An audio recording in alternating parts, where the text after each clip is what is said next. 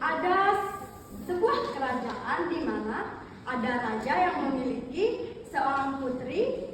Nah, setelah itu seorang raja ini ingin menikahkan putrinya dengan lelaki.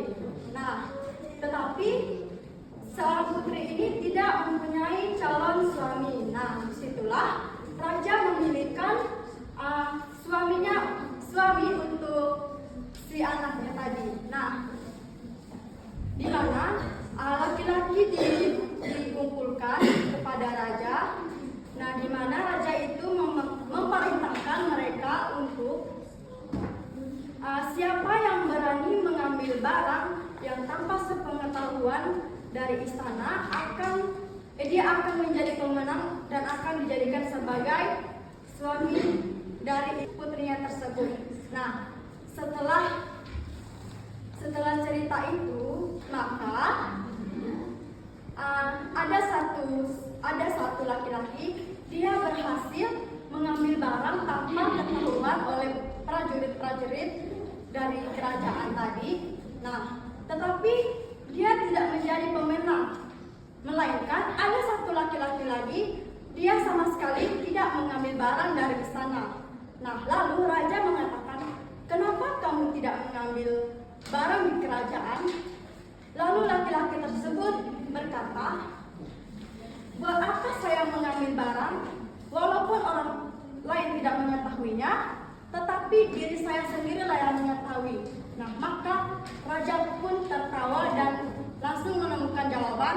Laki-laki tersebut lah yang menjadi suaminya anak putrinya sendiri.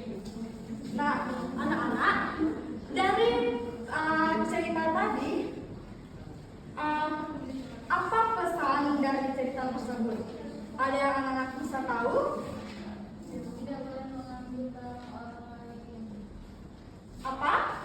Tidak boleh mengambil barang orang lain. Ya, benar sekali. Karena walaupun kita mengambil barang tersebut tidak ketahuan oleh orang lain, tetapi yang mengetahui diri kita sendiri. Maka kita tidak boleh mengambil hak milik orang lain yang bukan milik kita. Nah, anak-anak, setelah mendengarkan cerita tadi, ibu akan menampilkan sebuah video yang berkaitan dengan jangan mencuri.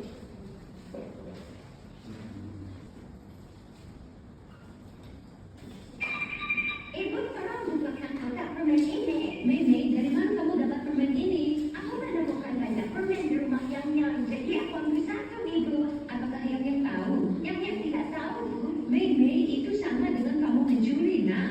Aku cuma ambil satu, Ibu. Di sana ada banyak. Berapapun kamu ambil, itu sama dengan mencuri. Aku tidak mau jadi pencuri, Ibu. Ayo kita ke rumah Yang, minta maaf dan mengembalikan permen ini.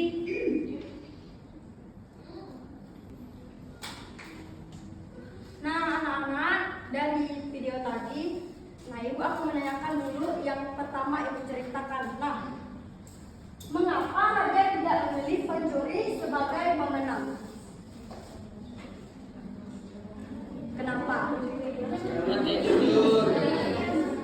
Tidak jujur. Karena kalau dia memilih mencuri, maka kita akan terus mengambil barang-barang di istana tersebut. Ya, benar sekali.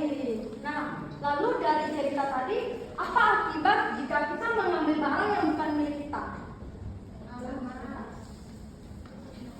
Tuhan marah. Ya, benar sekali anak-anak. Jawaban kalian sudah sangat bagus.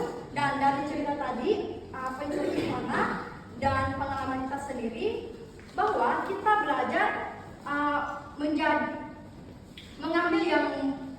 mengambil barang yang bukan milik kita itu salah. Nah, Tuhan mau kita jujur dan menghormati hak milik orang lain. Nah, karena dengan begitu kita menjadi anak yang bisa dipercaya dan disayang oleh sesama. Ya, benar. Nah, di sini ada kutipan ayat.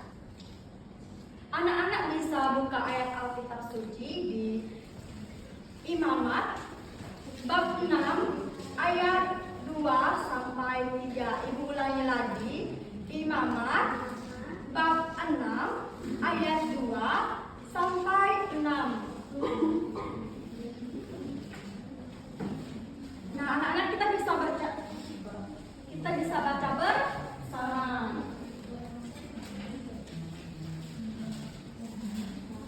Apakah anak-anak sudah baca? Oke, baik. Nah, dari ayat itu apa yang ditekankan? Nah, anak-anak, dari ayat tersebut mengajarkan bahwa jika seseorang berbuat curang atau mengambil barang milik orang lain, ya, atau mengambil sesuatu yang bukan milik kita, atau mengambil miliknya, ia harus mengembalikannya. Nah, dan meminta pengampunan dari Tuhan. Nah, anak-anak, kalau kita berbuat salah, misalnya mengambil barang teman tanpa izin atau menemukan barang yang bukan milik kita lalu kita ambil terus tidak kita kembalikan, maka hal itu adalah sebuah perbuatan dosa. Maka jika kita ingin perbuatan itu tidak menjadi dosa, maka kita harus mengembalikannya. Nah, anak-anak, jadi refleksi kita untuk bersama, di mana jujur dan dapat dipercaya, bertanggung jawab, menghargai milik sesama adalah tanda kasih kepada Tuhan dan sesama. Nah, maka anak-anak, hari ini Ibu akan memberikan anak tugas untuk menulis surat saya berjanji untuk tidak mengambil barang milik orang lain dan memberikan pesan yang bermanfaat untuk kita sendiri. Nah, anak-anak, sekarang pembelajaran kita hari ini sudah selesai. Nah, jadi pesannya hari ini apa, anak-anak? Kita tidak boleh mengambil.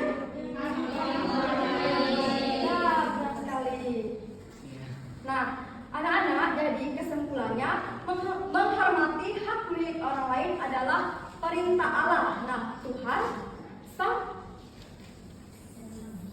senang pada anak yang jujur. Hidup artinya membuat jujur.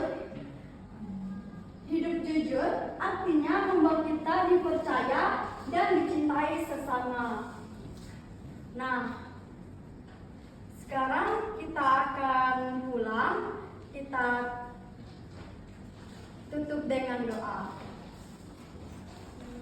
Dalam nama Bapa dan Putra dan Roh Kudus. Amin. Terima kasih.